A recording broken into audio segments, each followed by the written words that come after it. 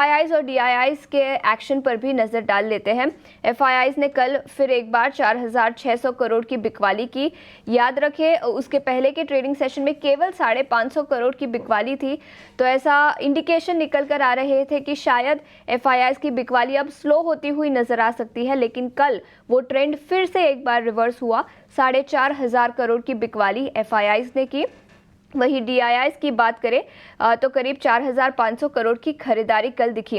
अक्टूबर में अब तक एफआईआईज ने 1,08,000 करोड़ की बिकवाली की है।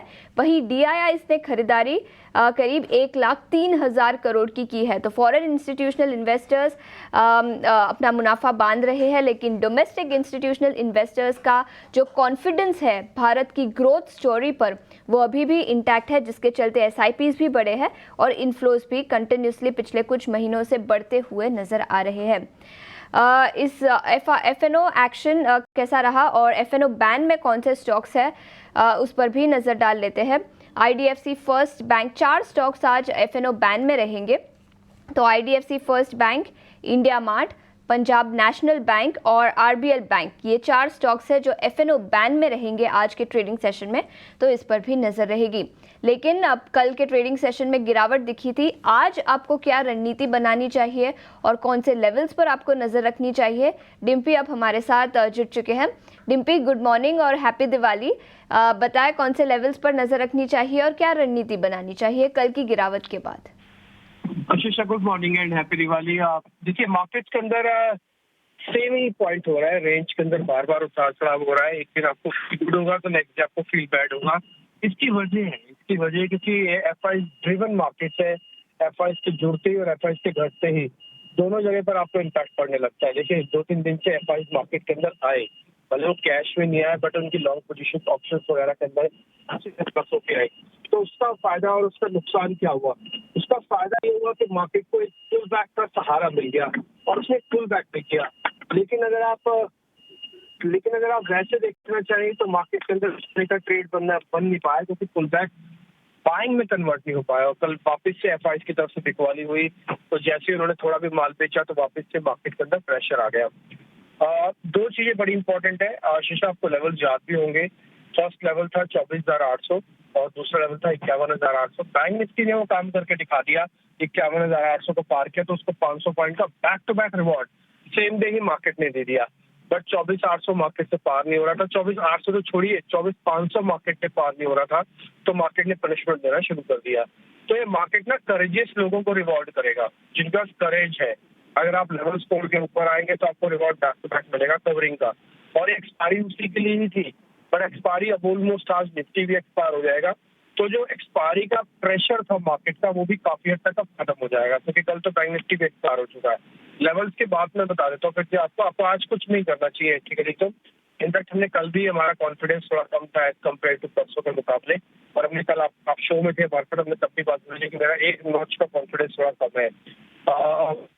आज आपको जो लेवल्स ध्यान में रखने हैं वो 24,200, 24,000 के ध्यान रखिएगा। है तो इम्पोर्टेंट 24,000 के लेवल, क्योंकि हमने कवरिंग से एक लेयर बना रखी है 24,200 की, इसलिए 24,200 की भी इम्पोर्टेंस है। आते हैं बैंक निफ्टी के सपोर्ट लेवल पे। बैंक निफ्टी ने कल 52,000 के नीचे वापस क्लोज कर दिया। 1 डे एपिसोड था, 1 डे एपिसोड के बाद फिर से हम 51,000 की कैटेगरी में आ गए हैं। 51,500, 51,300 दो इंपॉर्टेंट सपोर्ट है। मैक्सिमम सपोर्ट 51,000 का, क्योंकि उसकी पोजीशन खत्म हो गई है। अच्छा, रोल ओवर भी मैं बता देता हूँ आपको, करीब 70% का रोल ओवर हुआ है बैंक निफ्टी पर, स्लाइटली 2-2.5% का, लेकिन ये ठीक है। और दूसरा, अगली सीरीज है लाइट है, सिर्फ 1.5 लाख कॉन्ट्रैक्ट ही आए हैं ट्रांसफर होके। अमूमन 1,70,000 कॉन्ट्रैक्ट आते हैं, तो 1.5 लाख कॉन्ट्रैक्ट ट्रांसफर होके आने से क्या होगा, इस सीरीज लाइट है, बहुत जोर से शेक करेगा मार्केट। तो आपको थोड़ा ध्यान रखना चाहिए इसका कि शेकिंग इन द मार्केट जरूर होगी। बस यही है the point to be notice आज से। और आज थोड़ा शांति से बैठे हैं, देखो लग रहा है कि आज मार्केट में कोई मेजर फॉल, मेजर राइज ऐसा कुछ नहीं होने जा रहा। आज निफ्टी की एक्सपायरी बहुत ही पोलाइटली निकल जाएगी। करीब 50% से ऊपर का रोल ओवर अब तक हो चुका है। बिल्कुल, तो ये कुछ लेवल्स हैं जहां पर आपको नज़र रखनी चाहिए। डिम्पी, शुक्रिया पूरी डिटेल्स के साथ हमारे साथ जुड़ने के लिए।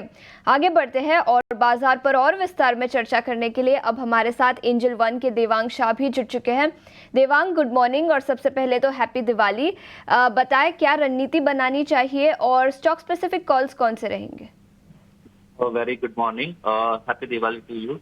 बात करें निफ्टी की तो निफ्टी में लगता है एक रेंज में दायरे में देखने मिल सकता है। 24,150 निफ्टी फ्यूचर्स का सपोर्टेड, 24,500 एक रेजिस्टेंस जोन है। सो वो बाय एंड डिस्क की स्ट्रेटेजी रखे, बट स्ट्रिक्ट स्टॉप लॉस से यहाँ पे देखिए काम करे। ट्रेडर्स को सजेशंस रहेगा और अग्रेसिव ट्रेडर्स के लिए यहाँ इंडेक्स ऑप्शन या इंडेक्स फ्यूचर्स में ट्रेड करने की सलाह रहेगी। जहाँ तक बैंक निफ्टी की बात करें, बैंक निफ्टी का ओवरऑल स्ट्रक्चर देखे तो एक थोड़ा पॉजिटिव है compare to Nifty. Bank Nifty की बात करें 52,600 का एक रेजिस्टेंस जोन है, वहां तक आते हुए देख सकते हैं। 51,600 का इमीडिएट सपोर्ट है बैंक निफ्टी फ्यूचर के लिए। और स्टॉक स्पेसिफिक बात करें तो फर्स्ट स्टॉक यहाँ रहेगा रेमको सीमेंट का। रेमको सीमेंट की बात करें तो एक स्टॉक में एक अच्छा हमने मूवमेंट देखा है। डेली चार्ट पे स्टॉक में एक ब्रेकआउट देखने मिला है, तो रेमको सीमेंट खरीदने की सलाह रहेगी। स्टॉप लॉस रखना है 864, टारगेट है 910।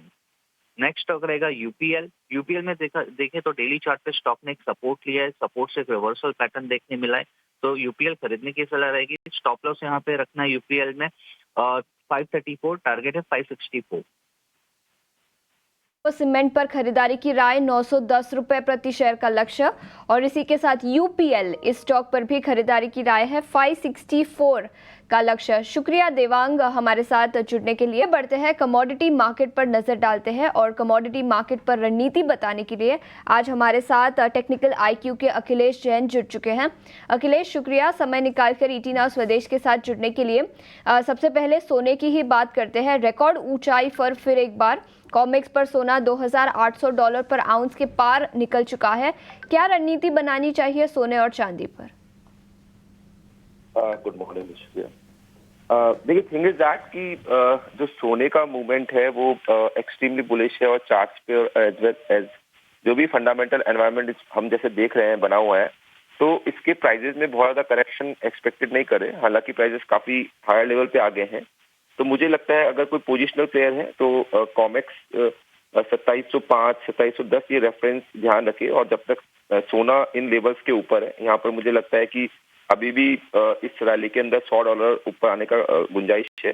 वहीं पर इमीडिएटली शॉर्ट टर्म के अंदर आप ट्रेड लेना चाह रहे हैं तो 2790 कान में लेवल्स के ध्यान रखें। बाजार इन लेवल्स के ऊपर निकलते हैं तो मुझे लगता है जल्दी ही हम 2875 तक के लक्ष्य भी देखेंगे। तो सोने में I am extremely bullish, but चांदी के अंदर जो मार्केट लग रहा है मुझे थोड़ा सा paused and cut piece kind of market लग रहा है। यहाँ पे हमको बोथ साइड अपॉर्चुनिटीज देखने को मिलेगी।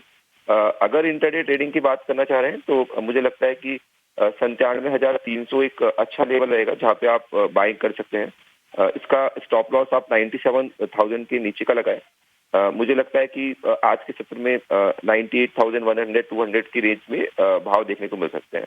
बट पोजिशनल ट्रेडर को चांदी में वेट करना चाहिए। मुझे लगता है कि $35 कॉमेक्स स्पॉट एक इमीडिएटली रेजिस्टेंस है। जब तक भाव इनके ऊपर नहीं जाते तब तक इसमें कोई भी लॉन्ग टर्म पोजीशन से बचना चाहिए। और in case of any correction यहाँ पे एक डीप कट देखने को मिल सकता है आने वाले सत्रों के अंदर।